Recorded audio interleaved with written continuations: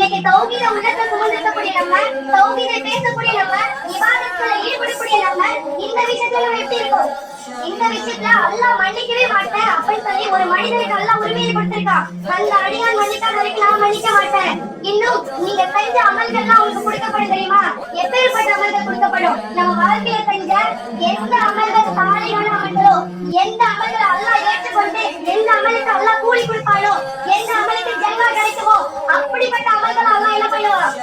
யாருக்கு நம்ம அநியாயம் செஞ்சோமோ, யார நம்ம கஷ்டப்படுத்தமோ, யார் மீது அவதூறு பண்ணமோ, யார் மீது புறம் பேசணுமோ, யாருடைய பொருளை அபகரிச்சமோ இப்படிப்பட்டவங்களுக்கு கொடுக்கப்படும். நான் சொல்லக்கூடிய தொழுகை, நான் நோக்கக்கூடிய நோன்பு, நான் செய்யக்கூடிய திக்ர்கள், நான் செய்யக்கூடிய தான தர்மங்கள், அதற்கான கூலி யாருக்கு வேணும்? நமக்கு வேணும். ஆனா இன்னைக்கு நம்ம எந்த நாம ஷஹாதாக்களை ஒழித்தோமோ, எந்த லா இலாஹ இல்லல்லாஹ் அந்த லா இலாஹ இல்லல்லாஹ் சொன்னா சொர்க்கம் நுழைவோமோ அப்படிப்பட்ட அந்த நாமாவை நம்ம என்ன பண்றோம்? பிறருக்கு அநியாயம் செய்யக்கூடிய விஷயங்களை செஞ்சுட்டு இருக்கோம்.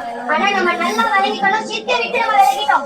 சித்தி விட்டு அனுமதிலாம் என்ன பண்ணிட்டோம்? நம்ம விலகிட்டோம். ஆனா இந்த அநியாயம் செய்யக்கூடிய அந்த விஷயம், நான் என்ன அநியாயம் செஞ்சோம்? நம்ம ஒருத்தவங்களை பேசக்கூடிய பேச்சு, ஒருத்தவங்களுக்கு நம்ம துன்புறுத்தக்கூடிய செயல், ஒருத்தவங்களை பத்தின யூகத்தின் அடிப்படையில் பேசக்கூடியது, கற்பனையின் அடிப்படையில் பேசக்கூடியது, இந்த விஷயம் என்னது? அநியாயம்.